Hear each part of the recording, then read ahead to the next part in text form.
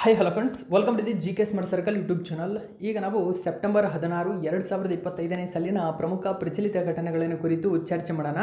ನಿಮಗೆಲ್ಲ ಗೊತ್ತಿರಲಿ, ಪ್ರತಿದಿನ ನಾನು ಕನ್ನಡದ ಪ್ರಜಾವಾಣಿ ಸೇರಿದಂತೆ ಕನ್ನಡದ ಇತರ ಎಲ್ಲ ನ್ಯೂಸ್ ಪೇಪರ್ಗಳು, ಇಂಗ್ಲೀಷ್ನ ದಿ ಹಿಂದೂ ಮತ್ತು ಇಂಗ್ಲೀಷ್ನ ಇತರ ಎಲ್ಲ ನ್ಯೂಸ್ ಪೇಪರ್ಗಳ ಜೊತೆಗೆ ಕೇಂದ್ರ ಸರ್ಕಾರ ಪ್ರತಿದಿನ ಅಪ್ಡೇಟ್ ಮಾಡ್ತಕ್ಕಂಥ PIB ನ್ಯೂಸ್ ಪೇಪರ್ಗಳ ಪ್ರಮುಖ ಪ್ರಚಲಿತ ಘಟನೆಗಳನ್ನು ನಿಮ್ಮ ಮುಂದೆ ತರ್ತಾ ಇರ್ತೇನೆ.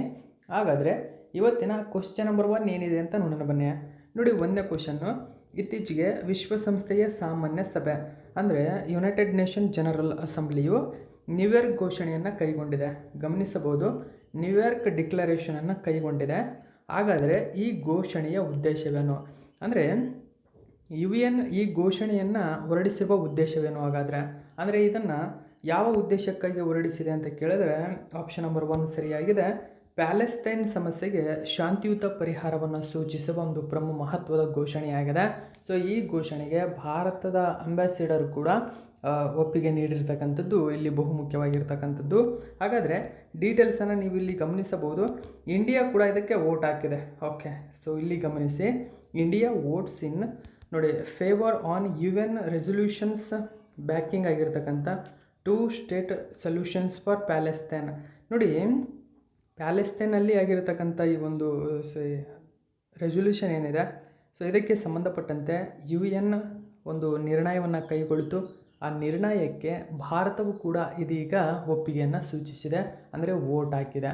ಇದಕ್ಕೆ ಸಂಬಂಧಪಟ್ಟಂತೆ ಏನಿದು ನ್ಯೂಯಾರ್ಕ್ ಘೋಷಣೆ, ಎಲ್ಲ ಡೀಟೇಲ್ಸನ್ನು ನಾವು ತಿಳ್ಕೊಳ್ಳೋಣ.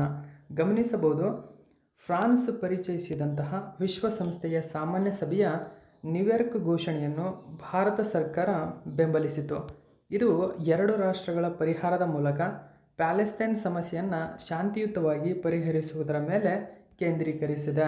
ನೋಡಿ, ಇದನ್ನು ಫ್ರಾನ್ಸ್ ಪರಿಚಯಿಸಿದೆ. ಓಕೆ, ಫ್ರಾನ್ಸ್ ಪರಿಚಯಿಸಿದ ವಿಶ್ವಸಂಸ್ಥೆಯ ಸಾಮಾನ್ಯ ಸಭೆಯ ನ್ಯೂಯಾರ್ಕ್ ಘೋಷಣೆಯನ್ನು. ಹಾಗಾದರೆ ಈ ಇಸ್ರೇಲ್ ಮತ್ತು ಪ್ಯಾಲೆಸ್ತೈನ್ ಸಂಘರ್ಷ ಹೇಗೆ ಹುಟ್ಕೊಳ್ಳೋಕ್ಕೆ ಕಾರಣ ಏನು ಅಂತಂದರೆ, ನೋಡಿ, ಅಂದು ಬಾಲ್ಪುರ್ ಘೋಷಣೆ ಆಗುತ್ತೆ. ಯಾವಾಗ? 1917ರಲ್ಲಿ ಪ್ಯಾಲೆಸ್ತೈನಲ್ಲಿ ಬಾಲ್ಪುರ್ ಘೋಷಣೆ ಆಗುತ್ತೆ. ಅಂದಿನ ಬ್ರಿಟಿಷ್ನ ವಿದೇಶಾಂಗ ಕಾರ್ಯದರ್ಶಿ ಆಗಿರ್ತಕ್ಕಂಥ ಆರ್ಥರ್ ಜೇಮ್ಸ್ ಬಾಲ್ಫೂರ್ ಎಂಬತಕ್ಕಂಥವರು ಬಾಲ್ಪುರ್ ಘೋಷಣೆಯನ್ನು ಹೊರಡಿಸ್ತಾರೆ. ಈ ಘೋಷಣೆಯ ಅಡಿಯಲ್ಲಿ ಅವರು ಏನು ಮಾಡ್ತಾರೆ, ಪ್ಯಾಲೆಸ್ತೈನ್ನಲ್ಲಿ ಯಹೂದಿಗಳಿಗೆ ನೆಲೆ ಕಲ್ಪಿಸಲು, ಅಂದರೆ ಸ್ವತಂತ್ರ ನೆಲೆಯನ್ನು ಕಲ್ಪಿಸಲು ಬ್ರಿಟನ್ ಅಧಿಕೃತವಾಗಿ ಇಸ್ರೇಲ್ಗೆ ಬೆಂಬಲ ವ್ಯಕ್ತಪಡಿಸುತ್ತೆ. ಇದರ ವಿರುದ್ಧವಾಗಿ ಮೊಟ್ಟ ಮೊದಲ ಬಾರಿಗೆ ಅಲ್ಲಿ ಇಸ್ರೇಲ್ ಮತ್ತು ಪ್ಯಾಲೆಸ್ತೈನ್ ಅಂದರೆ ಯಹೂದಿಗಳು ಮತ್ತು ಮುಸ್ಲಿಮರ ನಡುವೆ ಸಂಘರ್ಷಕ್ಕೆ ಈ ಬಾಲ್ಪುರ್ ಘೋಷಣೆ ಮುಖ್ಯವಾಗಿ ಕಾರಣವಾಗುತ್ತೆ. ಇದಾದ ನಂತರ ಪ್ಯಾಲೆಸ್ತೈನ್ನಲ್ಲಿ ಸ್ವತಂತ್ರ ಯಹೂದಿ ಮತ್ತು ಅರಬ್ ರಾಷ್ಟ್ರದ ರಚನೆ. ನೋಡಿ, ಸ್ವತಂತ್ರ ಯಹೂದಿ, ಅರಬ್ ರಾಷ್ಟ್ರ ಅಂತಂದರೆ ಮುಸ್ಲಿಂ ರಾಷ್ಟ್ರ. ಓಕೆ, ಸ್ವತಂತ್ರದ ಯಹೂದಿ ರಾಷ್ಟ್ರ ಒಂದು, ಸ್ವತಂತ್ರವಾದ ಅರಬ್ ರಾಷ್ಟ್ರ ಒಂದು ರಚನೆಗಾಗಿ ವಿಶ್ವಸಂಸ್ಥೆಯು ವಿಭಜನಾ ಯೋಜನೆಯನ್ನು ಮಂಡಿಸ್ತದೆ. ಓಕೆ, ಸೊ ಆದರೆ ಹೆಚ್ಚಿನ ಅರಬ್ ರಾಷ್ಟ್ರಗಳು ಇದನ್ನು ತಿರಸ್ಕರಿಸ್ತವೆ. ಇದು ಕೂಡ ಒಂದು ಹಂತದಲ್ಲಿ ಸಂಘರ್ಷಕ್ಕೆ ಕಾರಣವಾಗುತ್ತೆ. ಇದಾದ ನಂತರ 1987ರ ಆಸುಪಾಸು ಈ ಸಮಯದಲ್ಲಿ ಹಮಾಸ್ ಉದಯವಾಗುತ್ತೆ. ಹಮಾಸ್ ಎಂಬುದು ಒಂದು ಉಗ್ರ ಸಂಘಟನೆ ಇದು. ಓಕೆ, ಹಮಾಸ್ ಎಂಬುದು ಈಜಿಪ್ಟ್ನ ಮುಸ್ಲಿಂ ಬ್ರದರ್ಹುಡ್ನ ಹಿಂಸಾತ್ಮಕ ಶಾಖೆಯಾಗಿದ್ದು, ಹಿಂಸಾತ್ಮಕ ಜಿಹಾದ್ ಮೂಲಕ ತನ್ನ ಕಾರ್ಯಸೂಚಿಯನ್ನು ಮುಂದುವರಿಸಲು ಪ್ರಯತ್ನಿಸುತ್ತದೆ. ಇದು ಯುನೈಟೆಡ್ ಸ್ಟೇಟ್ಸ್ ಇದನ್ನು ಭಯೋತ್ಪಾದಕ ಸಂಘಟನೆ ಎಂದು ಪರಿಗಣಿಸಿದೆ ಆಲ್ರೆಡಿ. ಸೊ ಈ ಮೂಲಕ ಹಮಾಸ್ ಪ್ಯಾಲೆಸ್ತೈನಲ್ಲಿ ಹುಟ್ಟುಕೊಳ್ಳುತ್ತೆ. ಎಲ್ಲವೂ ಕೂಡ ನಿಮಗೆ ನೆನಪಿರಲಿ. ನೆಕ್ಸ್ಟ್ ನಾವು 2ನೇ ಕ್ವಶನ್ ನೋಡೋಣ. ಸೊ ನ್ಯೂಯಾರ್ಕ್ ಘೋಷಣೆ ಯಾವುದಕ್ಕೆ ಸಂಬಂಧಪಟ್ಟಿದೆ ಅಂತಲೂ ಕೂಡ ನಿಮಗೆ ನೆನಪಿರಬೇಕು.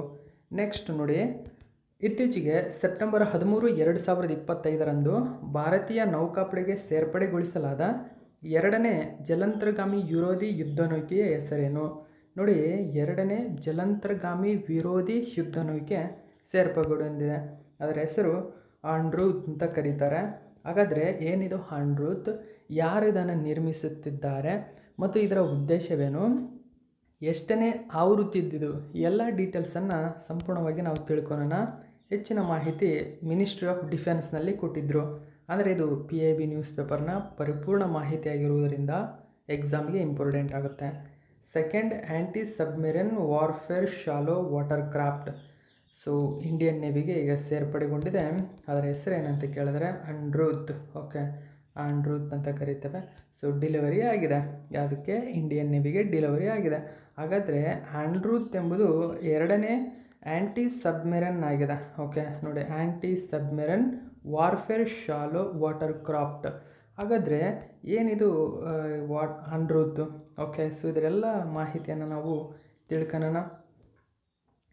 ಕೋಲ್ಕತ್ತಾ ಮೂಲದ, ನೋಡಿ ಕೋಲ್ಕತ್ತಾದಲ್ಲಿ ಕೇಂದ್ರ ಕಚೇರಿಯನ್ನು ಹೊಂದಿರತಕ್ಕಂಥ ಗಾರ್ಡನ್ ರಿಚ್ ಶಿಪ್ ಬಿಲ್ಡರ್ಸ್ ಮತ್ತು ಇಂಜಿನಿಯರ್ಸ್, ಅಂದರೆ GRSE ಅಂತ ಕರಿತೀವಿ ಇದನ್ನು.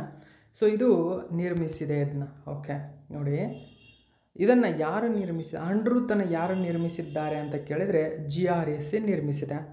GRSE ಅನ್ರೂತ್ ವರ್ಗದಲ್ಲಿ 8 ASWC ಅಂತ ಕರಿತೀವಿ.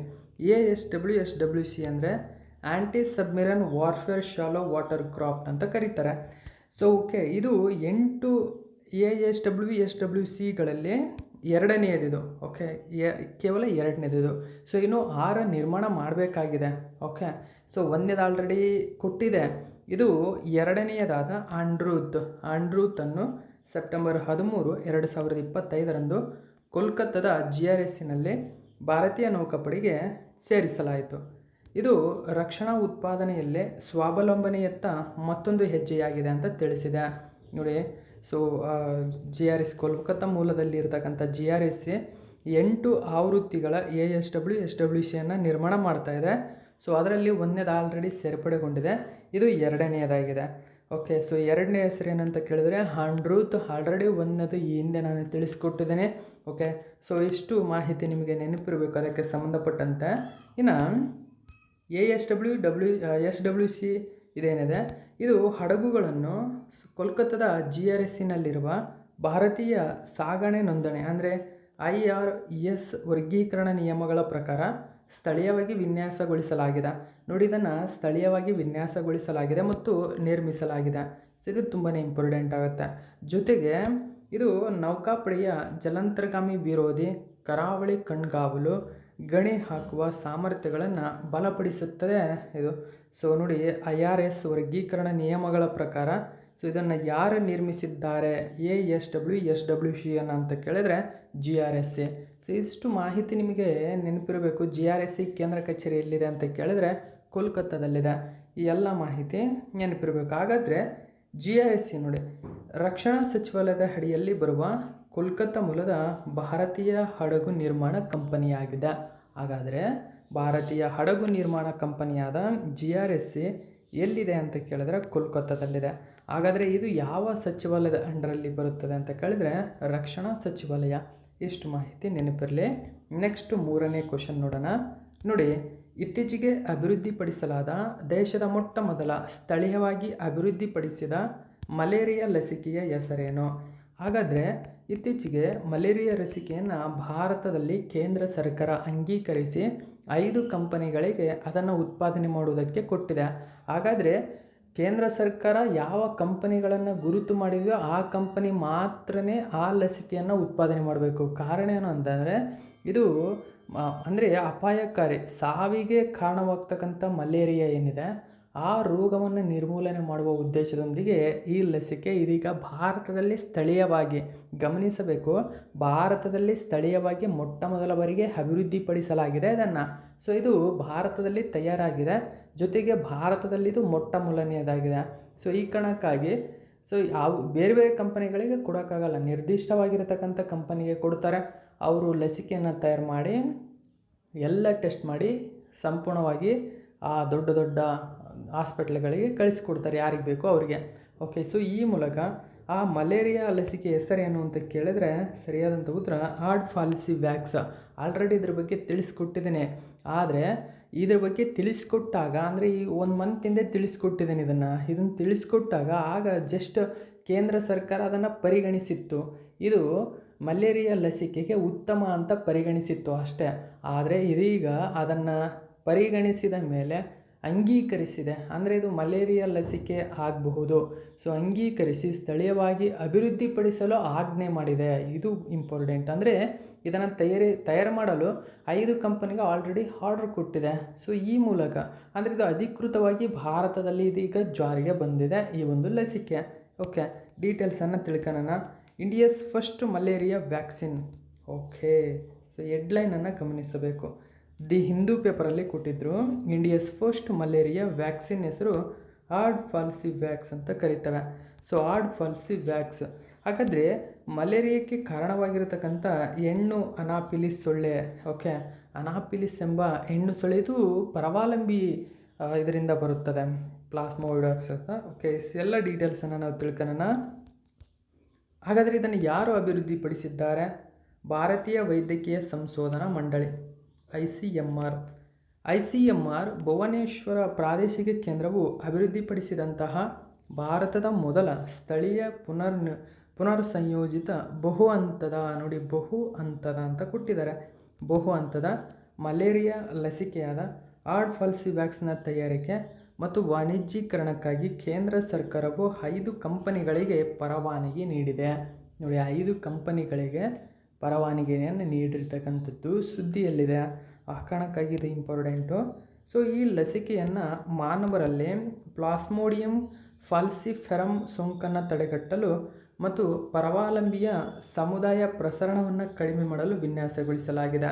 ಹಾಗಾದರೆ ಈ ಲಸಿಕೆ ಏನು ಮಾಡುತ್ತೆ? ಮಾನವರಲ್ಲಿ ಪ್ಲಾಸ್ಮೋಡಿಯಂ ಫಾಲ್ಸಿಫೆರಮ್ ಸೋಂಕು, ನೋಡಿ ಪ್ಲಾಸ್ಮೋಡಿಯಂ ಫಾಲ್ಸಿಫೆರಮ್ ಸೋಂಕೇನಿದೆ ಇದನ್ನು ತಡೆಗಟ್ಟುತ್ತೆ ಮತ್ತು ಆ ಸೋಂಕಿನ ಪರಾವಲಂಬಿಯ ಸಮುದಾಯ, ಸೊ ಅದರ ಪ್ರಸರಣವನ್ನು, ಅಂದರೆ ಅದು ನಮ್ಮ ಬಾಡಿಗೆ ಮಲೇರಿಯಾ ಬಂದ ನಂತರ ಅದು ಹೆಚ್ಚು ವಿಸ್ತಾರ ಆಗ್ತಕ್ಕಂಥದ್ದನ್ನು ತಡೆಯುವ ಉದ್ದೇಶವನ್ನು ಈ ಲಸಿಕೆ ಹೊಂದಿದೆ. ಹಾಗಾದರೆ ಆಡ್ ಫಾಲ್ಸಿವ್ಯಾಕ್ಸ್ ಇದೊಂದು ರೀಕಾಂಬಿನೆಂಟ್ ಮಲ್ಟಿಸ್ಟೇಜ್ ಮಲೇರಿಯಾ ವ್ಯಾಕ್ಸಿನ್ ಆಗಿದೆ. ಓಕೆ, ಸೊ ಇದರ ಬಗ್ಗೆ ನೋಡಿ. ಇಲ್ಲಿ ಆಡ್ ಫಾಲ್ಸಿವ್ಯಾಕ್ಸ್ ಒಂದು ಮರುಸಂಯೋಜಿತ ಮಲೇರಿಯಾ ಲಸಿಕೆಯಾಗಿದೆ. ಮರುಸಂಯೋಜಿತ ಅಂದರೆ ಆಲ್ರೆಡಿ ಇದನ್ನು ಉತ್ಪಾದನೆ ಮಾಡಿದ್ರು, ಸೊ ಅದರಲ್ಲೇ ಮುಂದುವರೆದಂತಹ ಒಂದು ಲಸಿಕೆ ಇದು. ಅಂದರೆ ಇದು ಏನು ಮಾಡುತ್ತೆ? ಜೆನೆಟಿಕ್ ಎಂಜಿನಿಯರಿಂಗ್ ಬಳಸಿ ಇದನ್ನು ರಚಿಸಲಾಗಿದೆ. ಇದನ್ನೇ ಮರುಸಂಯೋಜನೆ ಅಂತ ಕರೀತಾರೆ. ಅಂದರೆ ಆಲ್ರೆಡಿ ಇತ್ತು, ಸೊ ಇದಕ್ಕೆ ಮರುಸಂಯೋಜನೆ ಕೊಟ್ಟಿರ್ತಕ್ಕಂಥದ್ದು ಜೆನೆಟಿಕ್ ಎಂಜಿನಿಯರಿಂಗ್. ಸೊ ಈ ಲಸಿಕೆ ಗಮನಿಸಬಹುದು, ಲ್ಯಾಕ್ಟೋಕಾಕಸ್ ಲ್ಯಾಕ್ಟಿಸನ್ನು ಬಳಸುತ್ತದೆ. ಹಾಗಾದರೆ ಲ್ಯಾಕ್ಟೋಕಾಕಸ್ ಲ್ಯಾಕ್ಟಿಸ್ ಏನಿದೆ ಇದು ಜೆನೆಟಿಕ್ ಆಗಿ ಮಾರ್ಪಡಿಸಿದಂತಹ ಆಹಾರ ದರ್ಜೆಯ ಬ್ಯಾಕ್ಟೀರಿಯಾದ ಹಾಸ್ಟ್ ಆಗಿದೆ. ನೋಡಿ, ಇದೊಂದು ಬ್ಯಾಕ್ಟೀರಿಯಾದ ಹಾಸ್ಟ್, ಬ್ಯಾಕ್ಟೀರಿಯಾಕ್ಕೆ ಒಂದು ಹಾಸ್ಟ್ ಕೊಡುತ್ತೆ ಇದು. ಅಂದರೆ ಬ್ಯಾಕ್ಟೀರಿಯಾವನ್ನು ಒಳಗೊಂಡಿರತಕ್ಕಂಥ ಜೆನೆಟಿಕ್ ಆಗಿ ಮಾರ್ಪಡಿಸಿದಂತಹ ಆಹಾರದ ಮೂಲವಾಗಿದೆ, ಆಹಾರದ ಒಂದು ದರ್ಜೆ. ಸೊ ಯಾವುದು? ಲ್ಯಾಕ್ಟೋಕಾಕಸ್ ಲ್ಯಾಕ್ಟಿಸ್ ಎಂಬುದು. ಲ್ಯಾಕ್ಟೋಕಾಕಸ್ ಲ್ಯಾಕ್ಟಿಸ್ ಒಂದು ಬ್ಯಾಕ್ಟೀರಿಯಾ ಆಗಿದೆ. ಸೊ ಆ ಬ್ಯಾಕ್ಟೀರಿಯಾ ನಮಗೆ ಉತ್ತಮವಾಗಿರ್ತಕ್ಕಂಥ ಬ್ಯಾಕ್ಟೀರಿಯಾ, ಅಂದರೆ ನಮ್ಮ ದೇಹದಲ್ಲಿ ಒಂದು ಬೂಸ್ಟ್ ಕೊಡ್ತಕ್ಕಂಥ ಒಂದು ಬ್ಯಾಕ್ಟೀರಿಯಾ ಆಗಿದೆ ಅದು. ಸೊ ಇದನ್ನು ಆಹಾರ ದರ್ಜೀಯವಾಗಿ ತಯಾರಿಸಿರ್ತಕ್ಕಂಥದ್ದು ಯಾವುದರಲ್ಲಿ? ಜೆನೆಟಿಕ್ ಆಗಿ ಮಾರ್ಪಡಿಸಿದ್ರಲ್ಲಿ. ಸೊ ಈ ಮೂಲಕ ಇದು ಮಲೇರಿಯಾ ಪರಾವಲಂಬಿಯ, ಅಂದರೆ ಪ್ಲಾಸ್ಮೋಡಿಯಂ ಏನಿದೆ ಇದು ಮಲೇರಿಯಾದ ಪರಾವಲಂಬಿದು. ಅಂದರೆ ಇದೇ ಪ್ಲಾಸ್ಮೋಡಿಯಮ್ಮೇ ನಮ್ಮ ದೇಹಕ್ಕೆ ಮಲೇರಿಯಾ ತರ್ತಕ್ಕಂಥದ್ದು. ಸೊ ಮಲೇರಿಯಾದ ಪರಾವಲಂಬಿಯಾಗಿರ್ತಕ್ಕಂಥ ಪ್ಲಾಸ್ಮೋಡಿಯಂ ಏನಿದೆ, ಅಂದರೆ ಈ ಪರಾವಲಂಬಿಯ ಅಂದರೆ ಪ್ಲಾಸ್ಮೋಡಿಯಂನ DNA ತುಣುಕುಗಳನ್ನು ಲ್ಯಾಕ್ಟೋಕಾಕಸ್ ಲ್ಯಾಕ್ಟಿಸ್ಗೆ ಸೇರಿಸಲಾಗುತ್ತದೆ. ಸೊ ನೋಡಿ, ಲ್ಯಾಕ್ಟೋಕಾಕಸ್ ಲ್ಯಾಕ್ಟಿಸ್ ಒಂದು ಬ್ಯಾಕ್ಟೀರಿಯಾ ಆಗಿದೆ. ಇದು ಮಲೇರಿಯಾದ DNA ಏನಿದೆ ಅದು ಬ್ಯಾಕ್ಟೀರಿಯಾವಾಗಿದೆ. ಅಂದರೆ ಲ್ಯಾಕ್ಟೋಕಾಕಸ್ ಲ್ಯಾಕ್ಟಿಸ್ ಒಂದು ಬ್ಯಾಕ್ಟೀರಿಯಾ, ಅದು ನಮ್ಮ ದೇಹದಲ್ಲಿರುತ್ತೆ. ಆ ದೇಹದಲ್ಲಿರ್ತಕ್ಕಂಥ ಈ ಬ್ಯಾಕ್ಟೀರಿಯಾವೇ ಮುಖ್ಯವಾಗಿ ಆಡ್ ಫಾಲ್ಸಿವ್ಯಾಕ್ಸ್ನ ಒಂದು ರೂಪಾಂತರವಾಗಿದೆ. ಜೆನೆಟಿಕ್ ಆಗಿ ತಯಾರಾಗಿರುತ್ತೆ ಅದು ಲ್ಯಾಕ್ಟೋಕಾಕಸ್ ಲ್ಯಾಕ್ಟಿಸ್. ಸೊ ಇದನ್ನು ಮಲೇರಿಯಾ ಇರ್ತಕ್ಕಂಥ ವ್ಯಕ್ತಿ, ಸೊ ಆ ಮಲೇರಿಯಾ ಯಾರಿಗಾಗಿರುತ್ತೋ ಆ ವ್ಯಕ್ತಿಯಲ್ಲಿ ಪ್ಲಾಸ್ಮೋಡಿಯಂ ಇರುತ್ತೆ. ಸೊ ಪ್ಲಾಸ್ಮೋಡಿಯಂ ಇರುತ್ತೆ. ಆ ಪ್ಲಾಸ್ಮೋಡಿಯಂನ DNA ಏನಿದೆ, ಸೊ ಆ DNAಯನ್ನು ಲ್ಯಾಕ್ಟೋಕಾಕಸ್ ಲ್ಯಾಕ್ಟಿಸ್ ತಿನ್ನುತ್ತೆ. ಸೊ ಅದು ತಿನ್ನೋದ್ರಿಂದ ಮಲೇರಿಯಾ ಆಟೋಮೆಟಿಕ್ಕಾಗಿ ನಮ್ಮ ದೇಹದಿಂದ ಹೊರ ಹೋಗುತ್ತೆ. ಸೊ ಈ ಮೂಲಕ ಜೆನೆಟಿಕ್ ಆಗಿ ಲ್ಯಾಕ್ಟೋಕಾಕಸ್ ಲ್ಯಾಕ್ಟಿಸ್ ಡೈರಿ ಹುದುಗುವಿಕೆಯಲ್ಲಿ, ನೋಡಿ ಹುದುಗುವಿಕೆಯಲ್ಲೇ ಹೆಚ್ಚಾಗಿ ಬಳಸುವ ಸುರಕ್ಷಿತವಾದ ಒಂದು ಬ್ಯಾಕ್ಟೀರಿಯಾವಾಗಿದೆ. ಈ ಬ್ಯಾಕ್ಟೀರಿಯಾ ಪ್ಲಾಸ್ಮೋಡಿಯಂ DNA ತಿನ್ನುವುದರಿಂದ ಆಲ್ಮೋಸ್ಟ್ ಕಡಿಮೆಯಾಗಿ ನಮ್ಮ ದೇಹದಲ್ಲಿ ಮಲೇರಿಯಾ ಕಂಟ್ರೋಲ್ ಆಗುತ್ತೆ. ಸೊ ಈ ವ್ಯಾಕ್ಸಿನ್ನಲ್ಲಿ ಏನಿದೆ ಅಂತ ಕೇಳ್ತಾರೆ. ಲ್ಯಾಕ್ಟೋಕಾಕಸ್ ಲ್ಯಾಕ್ಟಿಸ್ ಇರುತ್ತೆ. ಇದನ್ನು ನೀವು ನೆನಪಿಟ್ಕೋಬೇಕು. ಲ್ಯಾಕ್ಟೋಕಾಕಸ್ ಲ್ಯಾಕ್ಟಿಸ್ ಏನು ಮಾಡುತ್ತೆ? ಪ್ಲಾಸ್ಮೋಡಿಯಂನ DNA ತಿನ್ನುತ್ತೆ. ಸೊ ಅದರ DNA ತಿಂದರೆ ಪ್ಲಾಸ್ಮೋಡಿಯಂ ಸತ್ತೋಗುತ್ತೆ. ಪ್ಲಾಸ್ಮೋಡಿಯಂ ಸತ್ತಾಗ ಮಲೇರಿಯಾ ರೋಗ ಸಂಪೂರ್ಣವಾಗಿ ಗುಣವಾಗುತ್ತೆ. ಸೊ ಇದು ನಿಮಗೆ ನೆನಪಿರಬೇಕು. ಈ ತಳೀಯವಾಗಿ ಮಾರ್ಪಡಿಸಿದಂತಹ ಬ್ಯಾಕ್ಟೀರಿಯಂ ಮಲೇರಿಯಾ ಪ್ರತಿಜನಕಗಳ ಉತ್ಪಾದನೆಗೆ ನೋಡಿ. ಮಲೇರಿಯಾ ಪ್ರತಿಜನಕ ಅಂದರೆ ಆ್ಯಂಟಿಜನ್ಗಳು. ಓಕೆ, ಸೊ ಅಂದರೆ ಆ್ಯಂಟಿಜನ್ಗಳಂದರೆ ಮಲೇರಿಯಾದ ಅಂದರೆ ಮಲೇರಿಯಾವನ್ನು ಜನನಕ್ಕೆ ಕಾರಣವಾಗ್ತಕ್ಕಂತಹ ಏನಿರ್ತವೆ. ಸೊ ಅದನ್ನು ಈ ಬ್ಯಾಕ್ಟೀರಿಯಾ ಏನು ಮಾಡುತ್ತೆ? ಪ್ರತಿಜನಕದೊಂದಿಗೆ ತನ್ನನ್ನು ಉತ್ಪಾದನೆಗೊಳಿಸಿ ಜೈವಿಕ ಕಾರ್ಖಾನೆಯಾಗಿ ಅದನ್ನು ಮಾರ್ಪಡಿಸುತ್ತೆ. ನೋಡಿ, ಅದನ್ನೇ ಕೂಡ ಜೈವಿಕ ಕಾರ್ಖಾನೆಯಾಗಿ ಮಾರ್ಪಡಿಸುತ್ತೆ. ಸೊ ಇಷ್ಟು ಮಾಹಿತಿ ನಿಮಗೀಗ ಗೊತ್ತಾಗಿದೆ.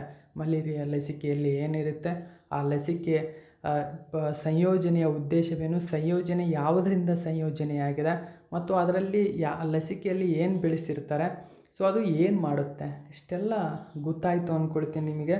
ಹಾಗಾದರೆ ಮಲೇರಿಯಾ ಬಗ್ಗೆ ನೋಡಿ. ಮಲೇರಿಯಾ ಎಂಬುದು ಪ್ಲಾಸ್ಮೋಡಿಯಂ ಎಂಬ ಪರಾವಲಂಬಿಯಿಂದ ಉಂಟಾಗುವಂತಹ ಮಾರಣಾಂತಿಕ ಕಾಯಿಲೆಯಾಗಿದೆ.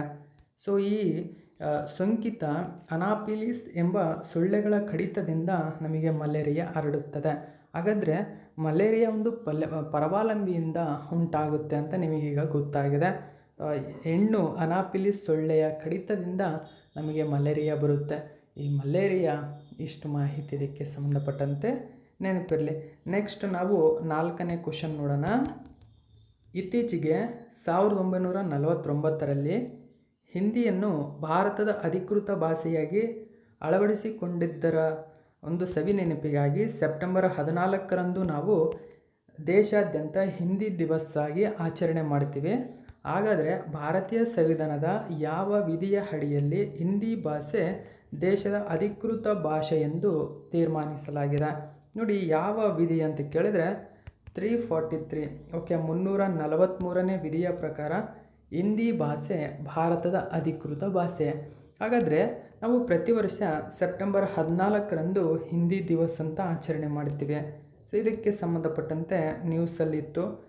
ಇದು ಕೂಡ ಇಂಪಾರ್ಟೆಂಟ್ ಆಗುತ್ತೆ. ಸಂವಿಧಾನದ 343ನೇ ವಿಧಿಯ ಅಡಿಯಲ್ಲೇ ಸೆಪ್ಟೆಂಬರ್ 14, 1949ರಂದು ಭಾರತೀಯ ಒಕ್ಕೂಟದ ಅಧಿಕೃತ ಭಾಷೆಯಾಗಿ ಹಿಂದಿಯನ್ನು ಅಳವಡಿಸಿಕೊಳ್ಳಿತು. ಇದರ ಸವಿನೆನಪಿಗಾಗಿ ಭಾರತ ಸರ್ಕಾರ ಪ್ರತಿ ವರ್ಷ ಸೆಪ್ಟೆಂಬರ್ 14ರಂದು ಹಿಂದಿ ದಿವಸನ್ನು ಆಚರಣೆ ಮಾಡಿತು. ಹಾಗಾದರೆ ಇದಕ್ಕಾಗಿ ಒಂದು ಥೀಮ್ ಬೇಕಲ್ಲ. 2025ರ ಈ ಹಿಂದಿ ದಿವಸನ ಥೀಮ್ ಏನು ಅಂತಂದರೆ ಹಿಂದಿ ರಾಷ್ಟ್ರೀಯ ಏಕೀಕರಣ ಮತ್ತು ಜಾಗತಿಕ ಗುರುತಿನ ಶಕ್ತಿ. ನೋಡಿ, ಇಂಗ್ಲೀಷಲ್ಲಿ ನೋಡ್ಕೊಳ್ಳಿ. Hindi the power of national integration and global identity. Okay, so 2025ರ ಥೀಮ್ ಇದು. ಈ ಥೀಮ್ ಕೂಡ ನಿಮಗೆ ನೆನಪಿರಲಿ. ಹಾಗಾದರೆ 351ನೇ ವಿಧಿ ಏನು ಹೇಳುತ್ತೆ? ಹಿಂದಿ ಭಾಷೆಯ ಅಭಿವೃದ್ಧಿ ಮತ್ತು ಅದರ ಪ್ರಚಾರದ ಬಗ್ಗೆ ತಿಳಿಸ್ಕೊಡುತ್ತೆ. ಹಾಗಾದರೆ 348ನೇ ವಿಧಿ ಏನು ತಿಳಿಸುತ್ತೆ? ಸುಪ್ರೀಂ ಕೋರ್ಟ್ ಮತ್ತು ಹೈಕೋರ್ಟ್ಗಳಲ್ಲಿ ಬಳಸಬೇಕಾದಂತಹ ಭಾಷೆಗಳ ಬಗ್ಗೆ ವಿವರಿಸುತ್ತದೆ. ಅಂದರೆ ಪ್ರಸ್ತುತ ಸುಪ್ರೀಂ ಕೋರ್ಟ್ ಮತ್ತು ಹೈಕೋರ್ಟ್ಗಳಲ್ಲಿ ನಾವು ಇಂಗ್ಲೀಷ್ ಭಾಷೆಯನ್ನು ಬಳಸ್ತಿದ್ದೇವೆ. ಸೊ ಅಂದರೆ ಸುಪ್ರೀಂ ಕೋರ್ಟ್ನಲ್ಲಿ ನಾವು ಯಾವ ಸುಪ್ರೀಂ ಕೋರ್ಟ್ ಆಗಿರ್ಬೋದು, ಹೈಕೋರ್ಟ್ ಆಗಿರ್ಬೋದು, ನಾವು ಯಾವ ಭಾಷೆಯನ್ನು ಬಳಸಬೇಕು, ಸೊ ಇದರ ಬಗ್ಗೆ ತಿಳಿಸ್ತಕ್ಕಂಥ ವಿಧಿನೇ 348ನೇ ವಿಧಿ. ಸೊ ಇಷ್ಟು ಮಾಹಿತಿ ಇದಕ್ಕೆ ಸಂಬಂಧಪಟ್ಟಂತೆ ನೆನಪಿರಲಿ. ನೆಕ್ಸ್ಟ್ 5ನೇ ಕ್ವಶನ್ ನೋಡೋಣ. ಸೊ ಗಮನಿಸಿ, ಇಂಪಾರ್ಟೆಂಟ್ ಆಗುತ್ತೆ ಈ ಕ್ವಶನ್. ಇತ್ತೀಚೆಗೆ ಕೆಳಗಿನ ಯಾವ ಅಂತಾರಾಷ್ಟ್ರೀಯ ಬ್ಯಾಂಕ್ ಅಂತ ಕೊಟ್ಟಿದ್ದೀನಿ. ಅಂದರೆ ಭಾರತೀಯ ಬ್ಯಾಂಕ್ ಅಲ್ಲ ಅಂತ ನಿಮಗೆ ಗೊತ್ತಾಗಿದೆ. ಅದರಲ್ಲಿ RBI ಕೂಡ ಬರುತ್ತೆ, ಇದು ಕೂಡ ನೆನ್ಪಿಟ್ಕೋಬೇಕು. ಕೆಳಗಿನ ಯಾವ ಅಂತಾರಾಷ್ಟ್ರೀಯ ಬ್ಯಾಂಕ್ ಭಾರತದಲ್ಲಿ, ನೋಡಿ ಭಾರತದಲ್ಲಿ ಶೂರ್ ಯೋಜನೆ, ಶೂರ್ ತುಂಬಾ ಇಂಪಾರ್ಟೆಂಟ್ ಆಗಿದೆ, ಇದ್ರ ಬಗ್ಗೆ ತಿಳಿಸ್ಕೊಡ್ತೀನಿ. ಈ ಯೋಜನೆಯ ಅಡಿಯಲ್ಲೇ ತಮಿಳುನಾಡು ಮತ್ತು ಕರ್ನಾಟಕ, ನೋಡಿ ಮೋಸ್ಟ್ ಇಂಪಾರ್ಟೆಂಟ್ ಆಗುತ್ತೆ, ಇದು ನಮ್ಮ ಕರ್ನಾಟಕಕ್ಕೂ ಕೂಡ ಇದು ಸೇರ್ಪಡೆಗೊಂಡಿದೆ. ಆಗಿರೋದ್ರಿಂದ ತಮಿಳುನಾಡು ಮತ್ತು ಕರ್ನಾಟಕದ ಕರಾವಳಿಯನ್ನು ಅಭಿವೃದ್ಧಿಪಡಿಸಲು $212.64 ಮಿಲಿಯನ್ ಅನುಮೋದನೆ ನೀಡಿದೆ. ಓಕೆ, ಸೊ ಯಾವ ಒಂದು ಕಂಪನಿ ಬ್ಯಾಂಕ್ ಅಂತ ಕೇಳಿದರೆ ವರ್ಲ್ಡ್ ಬ್ಯಾಂಕ್ ಅಥವಾ ವಿಶ್ವ ಬ್ಯಾಂಕ್ ಇದಕ್ಕೆ ಸರಿಯಾಗಿರತಕ್ಕಂಥ ಉತ್ತರ. ಇಲ್ಲಿ ಕ್ವಶನನ್ನು ಸರಿಯಾಗಿ ಅರ್ಥ ಮಾಡ್ಕೋಬೇಕು, ನೀವು ಗಮನಿಸಬೇಕು. ವರ್ಲ್ಡ್ ಬ್ಯಾಂಕ್ ಏನಿದೆ, ಸೊ ವರ್ಲ್ಡ್ ಬ್ಯಾಂಕ್ ಅದೊಂದು ಇಂಟರ್ನ್ಯಾಷನಲ್ ಬ್ಯಾಂಕ್ ಆಗಿದ್ದು ಇದು ಶೂರ್ ಪ್ರಾಜೆಕ್ಟ್, ಇದು ತುಂಬಾ ಇಂಪಾರ್ಟೆಂಟ್ ಆಗುತ್ತೆ. ಈ ಪ್ರಾಜೆಕ್ಟ್ ಅಡಿಯಲ್ಲಿ ಕರ್ನಾಟಕ ಮತ್ತು ತಮಿಳುನಾಡು, ಗಮನಿಸಿ, ಕರ್ನಾಟಕ ಮತ್ತು ತಮಿಳುನಾಡಿನ ಕೋಸ್ಟಲ್ ಏರಿಯಾ ಅಂದರೆ ಕರಾವಳಿಯನ್ನು ಅಭಿವೃದ್ಧಿಪಡಿಸಲು $212.64 ಮಿಲಿಯನ್. ಇಲ್ಲಿ ಡಾಲರನ್ನು ಗಮನಿಸಬೇಕು ನೀವು. ಜಸ್ಟ್ $212.64 ಮಿಲಿಯನ್ ಅಷ್ಟೇ ಅಲ್ಲ, ಅದು ಕೊಟ್ಟಿರ್ತಕ್ಕಂಥದ್ದು $212.64 ಮಿಲಿಯನ್. ಹಾಗಾದರೆ $1ಗೆ ಇಂಡಿಯನ್ ಕರೆನ್ಸಿ ಪ್ರಕಾರ ಎಷ್ಟು? ಈಗ ಪ್ರೆಸೆಂಟ್ಲಿ 86 ರೂಪೀಸ್ ಇದೆ. ಹಾಗಾದರೆ 1 ಮಿಲಿಯನ್ ಅಂತಂದರೆ ನಾವು 10 ಲಕ್ಷ ಅಂತ ಪರಿಗಣಿಸ್ತೀವಿ. ಹಾಗೆ 1 ಮಿಲಿಯನ್ಗೆ 10 ಲಕ್ಷ ಆದರೆ ನಾವು 10 ಮಿಲಿಯನ್ಗೆ 1 ಕೋಟಿ ಅಂತ ಹೇಳ್ಬೋದು. ಹಾಗಾದರೆ 10 ಮಿಲಿಯನ್ಗೆ 1 ಕೋಟಿ ಆದರೆ 100 ಮಿಲಿಯನ್ಗೆ 10 ಕೋಟಿ ಆಗುತ್ತೆ. ಸೊ 10 ಕೋಟಿ ಆಗುತ್ತೆ. 200 ಮಿಲಿಯನ್ಗೆ 20 ಕೋಟಿ, ಮೇಲೆ 12 ಮಿಲಿಯನ್ ಇದೆ. ಸೊ ಆಸುಪಾಸಿನಲ್ಲಿ 21 ಕೋಟಿ. ಸೊ ಈ ಲೆಕ್ಕದಲ್ಲಿ ಆ 21 ಕೋಟಿ ಏನಿದೆ ಡಾಲರ್ ಲೆಕ್ಕದಲ್ಲಿ ಕನ್ವರ್ಟ್ ಆಗುತ್ತೆ. ಸೊ ಇದನ್ನು ನೀವು ಗಮನಿಸಬೇಕು. ಸರಿಸುಮಾರು ಇಷ್ಟು ಅಮೌಂಟಿನಲ್ಲಿ ತಮಿಳುನಾಡು ಮತ್ತು ಕರ್ನಾಟಕವನ್ನು ಅಭಿವೃದ್ಧಿಪಡಿಸಲು, ಅಂದರೆ ಕರಾವಳಿ ಪ್ರದೇಶಗಳನ್ನು ಅಭಿವೃದ್ಧಿಪಡಿಸಲು ಶೋರ್ ಪ್ರಾಜೆಕ್ಟ್ ಅಡಿಯಲ್ಲಿ ಈ ಯೋಜನೆಯನ್ನು ವರ್ಲ್ಡ್ ಬ್ಯಾಂಕ್ ಕೈಗೊಂಡಿದೆ. ಸೊ ಇದರ ಬಗ್ಗೆ ಹೆಚ್ಚಿನ ಡೀಟೇಲ್ಸನ್ನು ನಾವು ತಿಳ್ಕೊಳ್ಳೋಣ ಬನ್ನಿ. ನೋಡಿ, ಈ ಒಂದು ಮಾಹಿತಿಯನ್ನು ನ್ಯೂಸ್ ಪೇಪರಲ್ಲಿ ಕೊಟ್ಟಿದ್ದರು. World bank approves $212.64 million loan under shore programme. ನೋಡಿ, shore programme for Tamil Nadu, Karnataka. ಹಾಗಾದರೆ ಇಲ್ಲಿ ಶೋರ್ ಪ್ರೋಗ್ರಾಮ್ ನಿಮಗೆ ಇಲ್ಲಿ ಕಂಡು ಬಂದಿರತಕ್ಕಂಥ ಕಾರಣದಿಂದಾಗಿ ನಾವು ನೋಡೋದಾದರೆ, ಸೊ ಕರಾವಳಿಯನ್ನು ಅಭಿವೃದ್ಧಿಪಡಿಸುವ ಉದ್ದೇಶವನ್ನು ಶೋರ್ ಪ್ರೋಗ್ರಾಮ್ ಹೊಂದಿದೆ. ಸೊ ಇಷ್ಟು ಕೂಡ ನೆನಪಿರಬೇಕು. ಇಷ್ಟು ಮಾಹಿತಿ ಇಷ್ಟಾದರೂ ಕನಿಷ್ಠ ಪಕ್ಷ ನೆನಪಿರಬೇಕು. ಶೋರ್ ಪ್ರೋಗ್ರಾಮ್ನ ಉದ್ದೇಶವೇನು ಅಂತ ಕೇಳಿದರೆ, ಇದು ಕರಾವಳಿಯನ್ನು ಅಭಿವೃದ್ಧಿಪಡಿಸುವ ಉದ್ದೇಶವನ್ನು ಹೊಂದಿದೆ. ಓಕೆ, ಸೊ ತಮಿಳುನಾಡು ಕರ್ನಾಟಕದ ಅಡಿ ಇದನ್ನು ಕೊಡಲಾಗುತ್ತೆ. ಸೊ ಇದನ್ನು ನಾವು ಡೀಟೇಲ್ಸ್ ಏನಿದೆ ಅಂತ ನಾವು ನೋಡೋಣ. ಓಕೆ, ಸೊ ವಿಶ್ವ ಬ್ಯಾಂಕಿನ, ವರ್ಲ್ಡ್ ಬ್ಯಾಂಕಿನ ನೋಡಿ, ಪುನರ್ ನಿರ್ಮಾಣ ಮತ್ತು ಅಭಿವೃದ್ಧಿಗಾಗಿ ಅಂತಾರಾಷ್ಟ್ರೀಯ ಬ್ಯಾಂಕ್, IBRD ಅಂತ ಕರಿತೇವೆ. ಸೊ IBRD ಕೂಡ ತುಂಬಾ ಇಂಪಾರ್ಟೆಂಟ್ ಆಗುತ್ತೆ. International bank of reconstruction and development. ಇದು ಭಾರತದ ತಮಿಳುನಾಡು ಮತ್ತು ಕರ್ನಾಟಕದ ಕರಾವಳಿಯನ್ನು ಬೆಂಬಲಿಸಲು $212.64 ಮಿಲಿಯನ್ ಹೊಸ ಕಾರ್ಯಕ್ರಮ ಶೋರ್ ಯೋಜನೆಯನ್ನು ಅನುಮೋದಿಸಿದೆ. ಹಾಗಾದರೆ ಈ ಯೋಜನೆ ತಮಿಳುನಾಡು ಮತ್ತು ಕರ್ನಾಟಕ ರಾಜ್ಯಗಳು ತಮ್ಮ ಕರಾವಳಿ ವಲಯ ನಿರ್ವಹಣಾ ಯೋಜನೆಯನ್ನು ಅನುಷ್ಠಾನಗೊಳಿಸಲು ಸಹಾಯ ಮಾಡುತ್ತೆ. ಇದು ವರ್ಧಿತ ಜ್ಞಾನ, ಕೌಶಲ್ಯ ಅಭಿವೃದ್ಧಿ, ಸರ್ಕಾರಿ ಸಂಸ್ಥೆಗಳು, ಸ್ಥಳೀಯ ಸಮುದಾಯಗಳಿಗೆ ನಿಧಿಯನ್ನು ಬಳಸಿಕೊಳ್ಳುವ ಮೂಲಕ ನೋಡಿ ಲಕ್ಷ ಜನರಿಗೆ ಪ್ರಯೋಜನವನ್ನು ನೀಡುತ್ತೆ. ಓಕೆ, ಸೊ ಹಾಗಾದರೆ ಇಷ್ಟು ಮಾಹಿತಿ. ತದನಂತರ ಭಾರತದ ಕರಾವಳಿ ಬಗ್ಗೆ ತಿಳ್ಕೊಳ್ಳೋಣ. ನೋಡಿ, ಭಾರತದ ಕರಾವಳಿ ಪ್ರಸ್ತುತ ಎಷ್ಟು ಉದ್ದ ಇದೆ? Most important 11,998.81. ಈ ಹಿಂದೆ ನಾವು 7,516.6 ನೋಡಿದ್ವಿ. ಓಕೆ, ಸೊ ಅಂದರೆ ಇದು 2011ರ ಜನಗಣತಿಯ ಪ್ರಕಾರ 7,516.6 ಕಿಲೋಮೀಟರ್ ಇತ್ತು. ಆದರೆ ಈಗ ಕರಾವಳಿ ಪ್ರದೇಶ ವಿಸ್ತಾರಗೊಂಡಿದೆ. ಓಕೆ, ಸಮುದ್ರ ಹಿಂದೆ ಸರಿಯುವುದಾಗಿರ್ಬೋದು, ಸರ್ಕಾರ ಅಧಿಕೃತವಾಗಿ ವಶಪಡಿಸಿಕೊಂಡಿರ್ತಕ್ಕಂಥ ಪ್ರದೇಶವಾಗಿರ್ಬೋದು.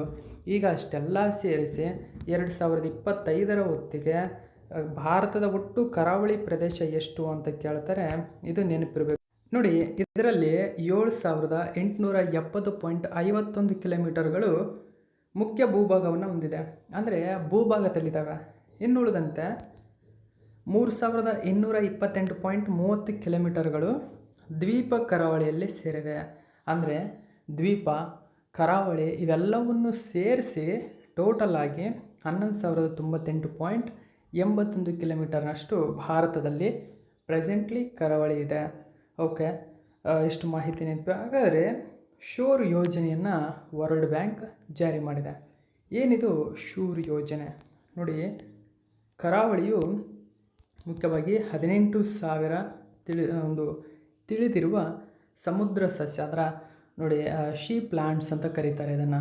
ಓಕೆ, ಸೀ ಪ್ಲ್ಯಾಂಟ್ಸ್ ಮತ್ತು ಅನಿಮಲ್ಸ್ಗಳಿಗೆ ಆವಾಸ ಸ್ಥಾನವನ್ನು ಒದಗಿಸುತ್ತದೆ. ಕರಾವಳಿ ನೋಡಿ ಎಷ್ಟು ಇದಕ್ಕೆ ಒಂದು ಆವಾಸ ಸ್ಥಾನ ಒದಗಿಸುತ್ತದೆ ಅಂತ ಕೇಳ್ತಾರೆ. ಸಮುದ್ರ ಸಸ್ಯಗಳು ಮತ್ತು ಸಮುದ್ರದ ಪ್ರಾಣಿಗಳು ಇವಕ್ಕೆ ಆವಾಸ ಸ್ಥಾನವನ್ನು ಒದಗಿಸುತ್ತದೆ. ಇದು ಕರಾವಳಿ ಸಮುದಾಯಗಳಿಗೆ ಪ್ರಮುಖ ಆರ್ಥಿಕ ಅವಕಾಶಗಳು ಮತ್ತು ಜೀವನೋಪಾಯದ ಮೂಲಗಳನ್ನು ನೀಡುತ್ತದೆ. ಆದರೆ ಈ ಯೋಜನೆ ತಮಿಳುನಾಡು ಮತ್ತು ಕರ್ನಾಟಕದಲ್ಲಿ 30,000 ಹೆಕ್ಟರ್ ಸಮುದ್ರ ದೃಶ್ಯಗಳನ್ನು ಸಂರಕ್ಷಣೆಗೆ ಸಹಾಯ ಮಾಡುತ್ತದೆ. ಇದರಲ್ಲಿ ಮ್ಯಾಂಗ್ರೋವ್ ತೋಟ ಆಗಿರ್ಬೋದು, ಮರಳು ದಿಬ್ಬಗಳಾಗಿರ್ಬೋದು, ಅಗತ್ಯವಿರುವ ಬ್ರೇಕ್ ವಾಟರ್ಗಳಂತಹ ಹಸಿರು ಮತ್ತು ಬೂದು ಮೂಲಸೌಕರ್ಯಗಳ ಸಂಯೋಜನೆ. ಸೊ ಇವೆಲ್ಲವ ಅಭಿವೃದ್ಧಿ ಮಾಡುವ ಉದ್ದೇಶವನ್ನು ಹೊಂದಿದೆ. ಮುಖ್ಯವಾಗಿ ಶೂರ್ ಯೋಜನೆ ತಮಿಳುನಾಡು ಕರ್ನಾಟಕದಾದ್ಯಂತ 30,000 ಹೆಕ್ಟರ್ ಒಂದು ಸಮುದ್ರಕ್ಕೆ ಸಂಬಂಧಪಟ್ಟಂತಹ ಮ್ಯಾಂಗ್ರೋವ್ ತೋಟ ಆಗಿರ್ಬೋದು, ಮರಳು ದಿಬ್ಬಾಗಿರ್ಬೋದು, ಹಲವಾರು ಕಡೆ ಇರತಕ್ಕಂಥ ಬ್ರೇಕ್ ವಾಟರ್ಗಳನ್ನು ಹಸಿರು ಮತ್ತು ಬೂದು ಮೂಲಸೌಕರ್ಯಗಳ ಮೂಲಕ ಸಂಯೋಜನೆ ಮಾಡುವ ಉದ್ದೇಶವನ್ನು ಹೊಂದಿದೆ. ಹಾಗಾದರೆ ಯಾವುದಿದು ವರ್ಲ್ಡ್ ಬ್ಯಾಂಕ್? 1944ರಲ್ಲಿ IMF ಇಂಟರ್ನ್ಯಾಷನಲ್ ಮಾನಿಟರಿ ಫಂಡ್ ಅಂತಾರಾಷ್ಟ್ರೀಯ ಹಣಕಾಸು ನಿಧಿ ಇದರ ಜೊತೆಗೆ ಅಂತಾರಾಷ್ಟ್ರೀಯ ಪುನರ್ನಿರ್ಮಾಣ ಮತ್ತು ಅಭಿವೃದ್ಧಿ ಬ್ಯಾಂಕಾಗಿ ಸ್ಥಾಪನೆ ಮಾಡಲಾಗಿದೆ. IBRD ನಂತರ ವಿಶ್ವ ಬ್ಯಾಂಕ್ ಆಗಿ ಇದು ಅಭಿವೃದ್ಧಿಗೊಳಿತು. ಇದು ನೆನ್ಪಿಟ್ಕೊಳ್ಳಿ. ಹಾಗಾದರೆ ಇದರ ಷೇರುದಾರರು ನೋಡಿ, ಅಮೆರಿಕ ಪ್ರಸ್ತುತ ವರ್ಲ್ಡ್ ಬ್ಯಾಂಕ್ನ ಅತಿ ದೊಡ್ಡ ಪಾಲುದಾರ ಅಥವಾ ಷೇರುದಾರ, 16.41 ಇದೆ. ಸೊ ನಂತರ ಜಪಾನ್ ಇದೆ, ನಂತರ ಜರ್ಮನಿ, ನಂತರ ಯುನೈಟೆಡ್ ಕಿಂಗ್ಡಮ್, ತದನಂತರ ಫ್ರಾನ್ಸ್ ಇದೆ. ಸೊ ಇವು ಏನಿದಾವೆ ಇವೆಲ್ಲವೂ ಕೂಡ ವಿಶ್ವ ಬ್ಯಾಂಕ್ನ ಅತಿ ದೊಡ್ಡ ಪಾಲುದಾರರು ಅಥವಾ ಷೇರುದಾರರು ಎಂಬುದು ನೆನಪಿರಬೇಕು. ಇಷ್ಟು ಮಾಹಿತಿ ಇದಕ್ಕೆ ಸಂಬಂಧಪಟ್ಟಂತೆ ನೆನಪಿರಲಿ. ನೆಕ್ಸ್ಟ್ 6ನೇ ಕ್ವಶನ್ ನೋಡೋಣ. ಇತ್ತೀಚೆಗೆ ಟಾಟಾ ಅಡ್ವಾನ್ಸ್ಡ್ ಸಿಸ್ಟಮ್ ಭಾರತೀಯ ಯುದ್ಧ ನೌಕೆಗಳಲ್ಲಿ ಇಂದ್ರ ರಾಡರ್ನ ರೂಪಾಂತರವಾದ ಮೊಟ್ಟ ಮೊದಲ ಲ್ಯಾಂಜೋ N3D ಏರ್ ಸರ್ವೆಲೆನ್ಸ್ ರಾಡರನ್ನು ಸ್ಥಾಪನೆ ಮಾಡಿದೆ. ಹಾಗಾದರೆ ಈ ರಾಡರ್ ಯಾವ ದೇಶದ ಮೂಲದ್ದಾಗಿದೆ? ಅಂದರೆ ಈ ರಾಡರ್ ಅಂದರೆ ಈ ಲ್ಯಾಂಜೋ N3D ಏರ್ ಸರ್ವೆಲೆನ್ಸ್ ರಾಡರ್ನೇನಿದೆ ಟಾಟಾ ಅಡ್ವಾನ್ಸ್ಡ್ ಸಿಸ್ಟಮ್ ಸ್ಥಳೀಯವಾಗಿ ಭಾರತದಲ್ಲಿ ಮೊಟ್ಟ ಮೊದಲ ಬಾರಿಗೆ ಅಭಿವೃದ್ಧಿಪಡಿಸಿದೆ. ಸೊ ಈ Lanza N3D air surveillance radar ಏನಿದೆ ಇದು ಇಂದ್ರ ರಾಡರ್ನ ರೂಪಾಂತರವಾಗಿದೆ. ಅಂದರೆ ಇಂದ್ರದ ಮೂಲಕ ಇದನ್ನು ಅಭಿವೃದ್ಧಿಪಡಿಸಲಾಗಿದೆ. ಇಂದ್ರ ರಾಡರ್ ಏನಿದೆ ಇದಕ್ಕೆ ಇದು ಸನ್ನಿಹಿತವಾಗಿದೆ, ಇದರಂತೆ ಇದೆ. ಹಾಗಾದರೆ ಈ ಇಂದ್ರ ರಾಡರ್ ಯಾವ ದೇಶದ ಮೂಲ ಆಗಿದೆ? ಅಂದರೆ ಯಾವ ದೇಶದ್ದು ಇದು ಇಂದ್ರ ರಾಡರ್? ಯಾವ ದೇಶದ್ದು ಅಂದರೆ ಸ್ಪೇನ್. ಮೋಸ್ಟ್ ಇಂಪಾರ್ಟೆಂಟ್ ಆಗುತ್ತೆ. ಆಪ್ಷನ್ ನಂಬರ್ 3 ಸರಿಯಾಗಿದೆ. ಹೆಚ್ಚಿನ ಡೀಟೇಲ್ಸ್ ನೋಡೋಣ. Tata advanced systems and Spanish defence firm. So Indra so delivered India's first home ground 3D novel radar. ನೋಡಿ, ಇದು India's first home ground 3D novel radar ಆಗಿದೆ. ಲ್ಯಾಂಜೋ N ಎಂಬುದು, ಲ್ಯಾಂಜೋ M. ಸೊ ಇದು ನೆನಪಿರಬೇಕು. ಹೆಚ್ಚಿನ ಡೀಟೇಲ್ಸ್ ನೋಡೋಣ. ಏನಿದು ಲ್ಯಾಂಜೋ? ಸೊ ಇಲ್ಲಿ ಗಮನಿಸಬಹುದು, ಇದೇ ಆ ರಾಡರ್ ಆಗಿದೆ ಲ್ಯಾಂಜೋ N ಎಂಬುದು. ಓಕೆ, ಸೊ ಇದು ಸ್ಪ್ಯಾನಿಷ್ನ ಮೂಲವಾಗಿದೆ. ಓಕೆ, ಸ್ಪ್ಯಾನಿಷ್ ಮೂಲಕ ಇದನ್ನು ಅಭಿವೃದ್ಧಿಪಡಿಸಲಾಗಿದೆ. ಇದನ್ನು ಟಾಟಾ ಅಡ್ವಾನ್ಸ್ಡ್ ಸಿಸ್ಟಮ್ಸ್ ಲಿಮಿಟೆಡ್ ಭಾರತದಲ್ಲಿ ಅಭಿವೃದ್ಧಿಪಡಿಸಿದೆ. ಇದು ಇಂದ್ರದ ಒಂದು ಮೂಲವಾಗಿದೆ. ಅದರ ಹೆಸರು ನೋಡಿ, ಇದೊಂದು 3D ಏರ್ ಸರ್ವೆಲೆನ್ಸ್ ರಾಡರ್ ಆಗಿದೆ. ಓಕೆ, ಹಾಗಾದರೆ ಏನಿದು ಮಾಹಿತಿ ಡೀಟೇಲ್ಸನ್ನು ತಿಳ್ಕೊಳ್ಳೋಣ. ಸೊ ಇದು ಲ್ಯಾಂಜೋ N ಎಂಬುದು ಒಂದು ವಾಯು ಕಣ್ಗಾವಲು ರಾಡರ್ ಆಗಿದೆ. ಅಂದರೆ ಏರ್ ಸರ್ವೆಲೆನ್ಸ್ ರಾಡರ್ ಅಂತ ಕರಿತೀವಿ. ಲ್ಯಾಂಜೋ N ಎಂಬುದು ಲ್ಯಾಂಜೋ N ಎಂಬುದು ಏನು ಅಂತ ಕೇಳ್ತಾರೆ. ಡೈರೆಕ್ಟಾಗಿ ಇಷ್ಟು ನೆನಪಿರಬೇಕು. ಲ್ಯಾಂಜೋ N ಎಂಬುದು 3D ಆಧಾರಿತ ವಾಯು ಕಣ್ಗಾವಲು ರಾಡರ್, ಅಂದರೆ ಏರ್ ಸರ್ವೆಲೆನ್ಸ್ ರಾಡರ್ ಆಗಿದೆ. ಇದು ಸ್ಪೇನ್ ಮೂಲದ ಇಂದ್ರ ಏನಿದೆ, ಈ ಇಂದ್ರ ಎಂಬುದು ಸ್ಪೇನ್ ಮೂಲದ ಒಂದು ರಾಡರ್ ಆಗಿದೆ. ಇದು ಕೂಡ ಏರ್ ಸರ್ವೆಲೆನ್ಸ್ ರಾಡರ್ ಆಗಿದೆ ಇಂದ್ರ. ಸೊ ಈ ಇಂದ್ರದ ರಾಡರ್ನಂತೆಯೇ ವ್ಯವಸ್ಥೆಯಾಗಿ ಇದನ್ನು ಅಭಿವೃದ್ಧಿಪಡಿಸಲಾಗಿದೆ. ಯಾರು ಅಭಿವೃದ್ಧಿಪಡಿಸಿದ್ದಾರೆ? ಟಾಟಾ ಅಭಿವೃದ್ಧಿಪಡಿಸಿದೆ. ನೋಡಿ, ಟಾಟಾ ಇದನ್ನು ಅಭಿವೃದ್ಧಿಪಡಿಸಿದೆ. ಟಾಟಾ ಅಭಿವೃದ್ಧಿಪಡಿಸಿದ ಭಾರತದ ಮೊಟ್ಟ ಮೊದಲ ಬಾರಿಗೆ ಸ್ಥಳೀಯವಾಗಿ ಅಭಿವೃದ್ಧಿಪಡಿಸಿದೆ. ಇದನ್ನು ನೀವು ನೆನಪಿರಬೇಕು. ಸೊ ಈ ಮೂಲಕ ಅಂದರೆ ಸ್ಪ್ಯಾನಿಷ್ ಹೆಂಗೆ ತಮ್ಮ ರಾಡರ್ನ ಸಂಪೂರ್ಣ ಮಿಷನನ್ನು ಇಲ್ಲಿ ಕೊಡ್ತು ಅಂತ ನೀವು ಕೇಳಬಹುದು. ಹೆಂಗೆ ಕೊಡ್ತು ಅಂದರೆ 2020ರಲ್ಲಿ ಭಾರತ ಮತ್ತು ಸ್ಪೇನ್ ದೇಶಗಳು $145 ಮಿಲಿಯನ್ ಅಮೆರಿಕನ್ ಡಾಲರ್ ಒಪ್ಪಂದದ ಅಡಿಯಲ್ಲಿ ಇದನ್ನು ಭಾರತದಲ್ಲಿ ಪೂರೈಸಲಾಗಿದೆ. ಸೊ ಈಗ ನಿಮಗೆ ಇದರ ಬಗ್ಗೆ ಕ್ಲಿಯರ್ ಆಯಿತು ಅಂದ್ಕೊಳ್ತೀನಿ. ಹಾಗಾದರೆ ಇದರ ವ್ಯಾಪ್ತಿ ಎಷ್ಟು? 9 ಕಿಲೋಮೀಟರ್ನಿಂದ 474 ಕಿಲೋಮೀಟರ್ವರೆಗಿನ ವಿಮಾನಗಳನ್ನು ಇದು ಪತ್ತೆ ಮಾಡುತ್ತೆ. ಇದರ ಎತ್ತರದ ವ್ಯಾಪ್ತಿ ನೋಡಿ 1,00,000 ಅಡಿಗಳವರೆಗೆ ಇದೆ. ಓಕೆ, ಸೊ ಇಷ್ಟು ಮೀಟರ್ ಎತ್ತರದ ವ್ಯಾಪ್ತಿ 1,00,000 ಅಡಿಗಳು. ಓಕೆ, ಸೊ ಇಷ್ಟು ಮಾಹಿತಿ ಲ್ಯಾಂಜಾಯನ್ ಬಗ್ಗೆ ನೆನಪಿರಲಿ. ಲ್ಯಾಂಜಾಯನ್ ಎಲ್ಲ ನ್ಯೂಸ್ ಪೇಪರ್ಗಳಲ್ಲೂ ಮಾಹಿತಿ ಬಂದಿದೆ. ಇದಕ್ಕೆ ಸಂಬಂಧಪಟ್ಟಂಥ ಕ್ವಶನ್ಗಳು ಇರ್ತವೆ, ನೆನಪಿರಲಿ ಇದು ನಿಮಗೆ. ಓಕೆ, ನೆಕ್ಸ್ಟ್ 7ನೇ ಕ್ವಶನ್ ನೋಡಿ. ಇತ್ತೀಚೆಗೆ ಭಾರತದ ಎಷ್ಟು ಸ್ಥಳಗಳನ್ನು ಪ್ರತಿಷ್ಠಿತ 2025ನೇ ಸಾಲಿನ ಯುನೆಸ್ಕೋ ವಿಶ್ವ ಪಾರಂಪರಿಕ ತಾಣಗಳ ತಾತ್ಕಾಲಿಕ ಪಟ್ಟಿಯಲ್ಲಿ ಸೇರಿಸಲಾಗಿದೆ? ಪ್ರಸ್ತುತ ಭಾರತದಲ್ಲಿ 44 ಯುನೆಸ್ಕೋ ತಾಣಗಳಿದ್ದಾವೆ. ಸೊ ಯುನೆಸ್ಕೋ ತಾಣಗಳು ಬೇರೆ, UNESCO world heritage sites temporary list ಬೇರೆ. ಓಕೆ, ತಾತ್ಕಾಲಿಕ ಪಟ್ಟಿ ಅಂತ ನಾನು ಇಲ್ಲಿ ಮೆನ್ಷನ್ ಮಾಡಿದ್ದೇನೆ. ಸೊ ತಾತ್ಕಾಲಿಕ ಪಟ್ಟಿಯಲ್ಲಿ ಹಾಗಾದರೆ ಎಷ್ಟಿದ್ದಾವೆ? ಟೋಟಲಾಗಿ 69 ತಾತ್ಕಾಲಿಕ ಪಟ್ಟಿಗಳಿದ್ದಾವೆ. ಅಂದರೆ ಯುನೆಸ್ಕೋ ಪಟ್ಟಿ ಅಂತ ನೋಡೋದಾದರೆ 44 ಇದ್ದಾವೆ. 44ನೇದೇ ಮರಾಠ ಭೂದೃಶ್ಯಗಳು, ಆಲ್ರೆಡಿ ಅದರ ಬಗ್ಗೆ ನಿಮಗೆ ತಿಳಿಸ್ಕೊಟ್ಟಿದ್ದೇನೆ. 69 ತಾತ್ಕಾಲಿಕ ಪಟ್ಟಿಯಲ್ಲಿದ್ದಾವೆ. ತಾತ್ಕಾಲಿಕ ಪಟ್ಟಿಯಲ್ಲಿ ಇರತಕ್ಕಂಥವು ಮುಂದೆ ಯುನೆಸ್ಕೋ ಪಟ್ಟಿಗೆ ಅರ್ಹ ಅಂತ ಅರ್ಥ. ಓಕೆ, ಸೊ ಈ ತಾತ್ಕಾಲಿಕ ಪಟ್ಟಿಯಲ್ಲಿ 69 ಇದ್ದಾವೆ. ಸೊ ಈಗ ಈ 69ಕ್ಕೆ ಇನ್ನೂ 7 ಸೇರ್ಪಡೆಗೊಂಡಿವೆ. ಸೊ ಇದು ತುಂಬಾ ಇಂಪಾರ್ಟೆಂಟು. ಎಷ್ಟು ಸೇರ್ಪಡೆಗೊಂಡಿವೆ? 7 ಹೊಸ ತಾಣಗಳನ್ನು ಸೇರ್ಪಡೆಗೊಂಡಿವೆ. ಹಾಗಾದರೆ ಕರ್ನಾಟಕದಿಂದ ಯಾವ್ಯಾವರು ಸೇರ್ಪಡೆಗೊಂಡಿದ್ದಾವೆ? ಸೊ ಮೋಸ್ಟ್ ಇಂಪಾರ್ಟೆಂಟ್ 2 ಸ್ಥಳಗಳು ಯಾವ್ಯಾವು? ಡೆಕ್ಕನ್ ಟ್ರಾಪ್ ಮತ್ತು ಸೇಂಟ್ ಮೇರಿಸ್ ದ್ವೀಪಗಳು ಉಡುಪಿಯಲ್ಲಿ ಕಂಡುಬರುತ್ತೆ. ಸೇಂಟ್ ಮೇರಿಸ್ ಇವುಗಳನ್ನು ಸೇರ್ಪಡೆಗೊಳಿಸಲಾಗಿದೆ. ಓಕೆ, ಇದ್ರ ಬಗ್ಗೆ ಹೆಚ್ಚಿನ ಡೀಟೇಲ್ಸ್ ನಾವು ನೋಡೋಣ. ಓಕೆ, ಸೊ ನೋಡಿ ಗಮನಿಸಿ. 7 new sites added UNESCO's tentative world heritage list. Okay, news ಪೇಪರಲ್ಲಿ ಒಂದು ಮಾಹಿತಿ ಕೊಟ್ಟಿದ್ದರು. ಈ ಮಾಹಿತಿಗಳು ತುಂಬಾ ಇಂಪಾರ್ಟೆಂಟ್ ಆಗುತ್ತೆ ಎಕ್ಸಾಮ್ಗೆ. ಫುಲ್ಲು ಡೀಟೇಲ್ಸನ್ನು ನಾವು ತಿಳ್ಕೊಳ್ಳೋಣ. ಓಕೆ, ಸೇಂಟ್ ಮೇರಿಸ್ ದ್ವೀಪ ಇದು ಉಡುಪಿಯಲ್ಲಿ ಕಂಡು ಬರ್ತಕ್ಕಂಥದ್ದು. ಫಿಜನ್ ಐಲ್ಯಾಂಡ್ ಅಂತ ಕರೀತಾರೆ ಇದನ್ನು. ಅಷ್ಟೊಂದು ರಮಣೀಯವಾಗಿದೆ, ಗಮನಿಸಬಹುದು ನೀವು ಇದನ್ನು. ಓಕೆ, ಸೊ ಗ್ರೀನ್ ಮಾನ್ಯತೆ ಕೂಡ ಇದಕ್ಕೆ ಸಿಕ್ಕಿದೆ. ಗಮನಿಸಿ, ಯುನೆಸ್ಕೋ ಭಾರತದ 7 ಹೊಸ ಸ್ಥಳಗಳನ್ನು ವಿಶ್ವ ಪರಂಪರೆಯ ತಾಣಗಳ ತಾತ್ಕಾಲಿಕ ಪಟ್ಟಿಯಲ್ಲಿ ಸೇರ್ಪಡೆಗೊಳಿಸಿದೆ. ಈಗ ತಾತ್ಕಾಲಿಕ ಪಟ್ಟಿಯಲ್ಲಿ ಸೇರಿಸಲಾದ ಭಾರತೀಯ ತಾಣಗಳ ಸಂಖ್ಯೆ 69ಕ್ಕೆ ತಲುಪಿದೆ. ನಾನು ಹೇಳಿದಂತೆ ತಾತ್ಕಾಲಿಕ ತಾಣಗಳ ಪಟ್ಟಿ ಭಾರತದಲ್ಲಿ ಎಷ್ಟಿದ್ದಾವೆ? 69. ಓಕೆ, ಸೊ ಇದನ್ನು ಗಮನಿಸಬೇಕು.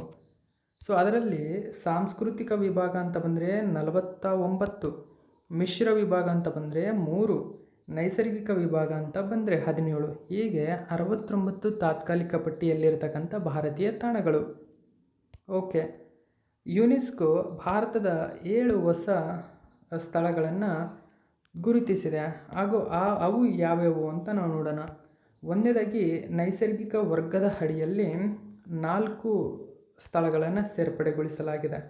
ನೈಸರ್ಗಿಕ ವರ್ಗದ ಅಡಿಯಲ್ಲಿ ಒಂದನೇದಾಗಿ ಗಮನಿಸಿ, ಪಂಚಗಣಿ ಮತ್ತು ಮಹಾಬಲೇಶ್ವರ ಮಹಾರಾಷ್ಟ್ರದಲ್ಲಿ ಕಂಡುಬರುತ್ತೆ. ನೋಡಿ, ಪಂಚಗಣಿ ಮತ್ತು ಮಹಾಬಲೇಶ್ವರ. ಸೊ ಇವೆರಡು PM.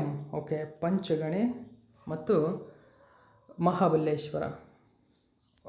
ಜೊತೆಗೆ ಆಂಧ್ರ ಪ್ರದೇಶದ ವಿಶಾಖಪಟ್ಟಣಂನಲ್ಲಿ ಕಂಡುಬರತಕ್ಕಂಥ ಎರ್ರಾಮಟ್ಟಿ ದಿಬ್ಬಲು. ನೋಡಿ, ಎರ್ರಾಮಟ್ಟಿ ಆಲ್ರೆಡಿ ಇದು ತುಂಬಾ ಸುದ್ದಿಯಲ್ಲಿರುತ್ತೆ, ಎರ್ರಾಮಟ್ಟಿ ಯಾವಾಗಲೂ.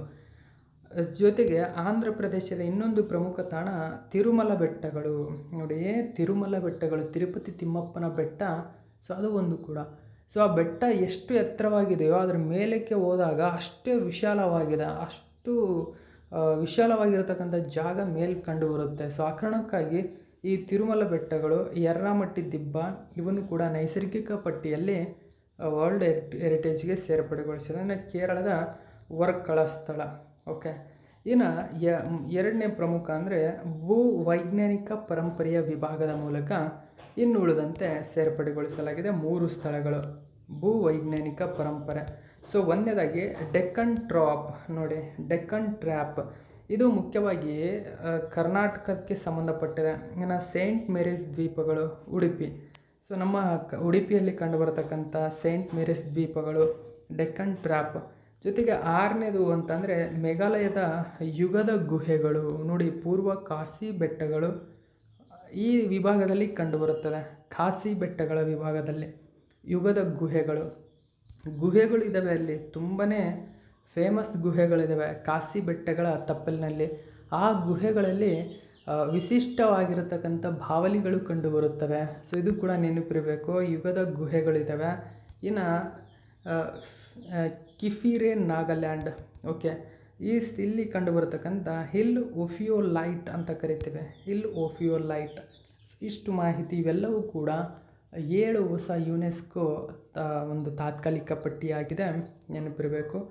ಭಾರತವು ಪ್ರಸ್ತುತ ನಾನು ಹೇಳಿದಂತೆ 44 ಯುನೆಸ್ಕೋ ಪರಂಪರೆ ತಾಣ ಹೊಂದಿದೆ. ಅದರಲ್ಲಿ 35 ಸಾಂಸ್ಕೃತಿಕ, 7 ನೈಸರ್ಗಿಕ, 1 ಮಿಶ್ರ. ಓಕೆ, ಟೋಟಲ್ 44 ಇದ್ದಾವೆ. ಇತ್ತೀಚೆಗೆ ಅಂದರೆ ಮರಾಠಿ ಮಿಲಿಟರಿ ಭೂದೃಶ್ಯಗಳು 44ನೇ ಯುನೆಸ್ಕೋ ಹೆರಿಟೇಜ್ ಸೈಟ್ ಆಗಿದೆ. ಓಕೆ, ನೆಕ್ಸ್ಟ್ ನಾವು 8ನೇ ಕ್ವಶನ್ ನೋಡೋಣ.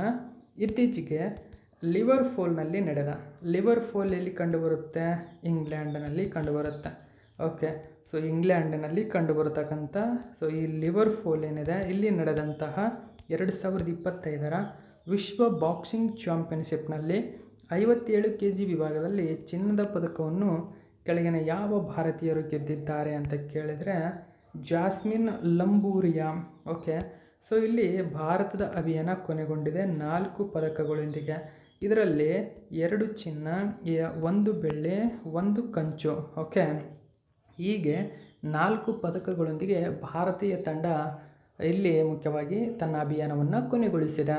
ಹಾಗಾದರೆ ಚಿನ್ನ ಪಡೆದುಕೊಂಡಿರೋರಲ್ಲಿ ಒಬ್ಬರು 57 kg ವಿಭಾಗದಲ್ಲಿ ಜಾಸ್ಮಿನ್ ಲಂಬೂರಿಯಾ. ಓಕೆ, ಇದು ಕೂಡ ಇಂಪಾರ್ಟೆಂಟ್ ಆಗುತ್ತೆ. ಹೆಚ್ಚಿನ ಡೀಟೇಲ್ಸ್ ನ್ಯೂಸ್ ಪೇಪರಲ್ಲಿ ಏನು ಕೊಟ್ಟಿದ್ದಾರೆ ಅಂತ ನಾವು ನೋಡೋಣ. ಓಕೆ, ನೋಡಿ, ಇಂಗ್ಲೆಂಡಿನ ಲಿವರ್ಪೂಲ್ನಲ್ಲಿ ಸೆಪ್ಟೆಂಬರ್ 4ರಿಂದ 14ರವರೆಗೆ ನಡೆದಂತಹ 2025ರ ಪ್ರತಿಷ್ಠಿತ ವಿಶ್ವ ಬಾಕ್ಸಿಂಗ್ ಚಾಂಪಿಯನ್ಶಿಪ್ನಲ್ಲಿ ಜಾಸ್ಮಿನ್ ಲಂಬೂರಿಯಾ 57 kg ವಿಭಾಗ, ಮೀನಾಕ್ಷಿ ಹುಡ್ಡಾ 48 kg ವಿಭಾಗದಲ್ಲಿ ವಿಶ್ವ ಚಾಂಪಿಯನ್ ಆದರು ಅಂದರೆ ಚಿನ್ನದ ಪದಕವನ್ನು ಪಡೆದರು. ಓಕೆ, ಇನ್ನು ನೂಪುರ್ ಶೂರನ್ 80 kg ಪ್ಲಸ್ ವಿಭಾಗದಲ್ಲಿ ಬೆಳ್ಳಿ ಪದಕ. ಇನ್ನು ಒಲಿಂಪಿಯನ್ ಪೂಜಾ ರಾಣಿ 80 kg ವಿಭಾಗದಲ್ಲಿ ಕಂಚಿನ ಪದಕವನ್ನು ಗೆದ್ದುಕೊಂಡ್ರು. ಹೀಗೆ 4 ಪದಕಗಳೊಂದಿಗೆ ಭಾರತ ತನ್ನ ಅಭಿಯಾನವನ್ನು ಇಲ್ಲಿ ಕೊನೆಗೊಳಿಸಿತು. ಓಕೆ, ಸೊ ಗಮನಿಸಬಹುದು, ಭಾರತದ ಜಾಸ್ಮಿನ್ ಲಂಬೂರಿಯಾ ಈ ಲಿವರ್ಪೂಲ್ನಲ್ಲಿ ನಡೆದಂತಹ ಇಲ್ಲಿ ಐತಿಹಾಸಿಕ ಚಿನ್ನ ಗೆಲ್ಲುವ ಮೂಲಕ ಇಲ್ಲಿ ಇತಿಹಾಸವನ್ನು ಸೃಷ್ಟಿಸಿದ್ದಾರೆ. ಓಕೆ, 4 ಪದಕದೊಂದಿಗೆ ತನ್ನ ಅಭಿಯಾನವನ್ನು ಕೊನೆಗೊಳಿಸಿತು. ಸೊ ಇವತ್ತಿನ ಪ್ರಶ್ನೆಗಳು ನಿಮಗಾಗಿ. ಸೊ ಪ್ರತಿಯೊಬ್ಬರು ಇದಕ್ಕೆ ಆನ್ಸರ್ ಮಾಡಬೇಕು ಫ್ರೆಂಡ್ಸ್, ಯಾರು ಮಿಸ್ ಮಾಡಬೇಡಿ. 1ನೇ ಕ್ವಶನ್ ನೋಡಿ, ಅನ್ರುತ್ ಯಾವ ಸಂಸ್ಥೆ ನಿರ್ಮಿಸಿದಂತಹ ಒಂದು ಜಲಾಂತರ್ಗಾಮಿ ನೌಕೆಯಾಗಿದೆ, ಸಬ್ಮೇರಿನ್ ಆಗಿದೆ, ನೆನಪಿಟ್ಕೊಂಡು ಇದಕ್ಕೆ ಆನ್ಸರ್ ಮಾಡಿ. 2ನೇದಾಗಿ ಭಾರತದ ಕರಾವಳಿಯ ಪ್ರಸ್ತುತ ಉದ್ದವೆಷ್ಟು? ಸೊ ಪ್ರತಿಯೊಬ್ಬರು ಇದಕ್ಕೆ ಆನ್ಸರ್ ಮಾಡ್ತೀರಾ ಅಂದ್ಕೊಂಡಿದ್ದೀನಿ, ಆನ್ಸರ್ ಮಾಡಿ. ಓಕೆ, ಸೊ ಇದು ಇವತ್ತಿನ ಪ್ರಮುಖ ಪ್ರಚಲಿತ ಘಟನೆ. ಇದೇ ತರಹದ ಮಾಹಿತಿಯೊಂದಿಗೆ ಮತ್ತೆ ನಿಮ್ಮನ್ನು ಭೇಟಿ ಆಗ್ತೀನಿ. Thank you so much for watching my video.